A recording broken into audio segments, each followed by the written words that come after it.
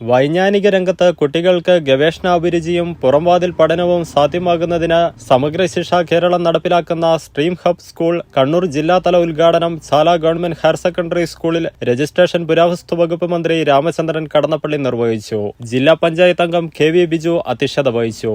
ജില്ലയിൽ 15 BRCകളിലായി 15 സ്ട്രീം ഹബുകളാണ് ഒരുക്കിയിട്ടുള്ളത്. കൊച്ചി ശാസ്ത്ര സാങ്കേതിക സർവകലാശാലയുടെ സഹായത്തോടെയാണ് പദ്ധതി നടപ്പിലാക്കുന്നത്.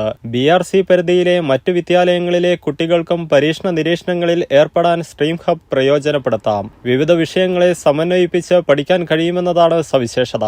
സമഗ്ര ശിക്ഷ ജില്ലാ പ്രൊജക്ട് കോർഡിനേറ്റർ EC വിനോദ് പദ്ധതി വിശദീകരിച്ചു. സമഗ്ര ശിക്ഷ ജില്ലാ programme officer doctor Rajesh Kadannappally, പ്രധാനാധ്യാപിക Naina Puthiyavalappil, BRC trainer M Unais, principal in charge TM Sreeshni, PTA president N Pramod, mother PTA president Sindhu Prashanth, മുൻ PTA പ്രസിഡന്റ് MV നികേഷ് എന്നിവർ സംസാരിച്ചു.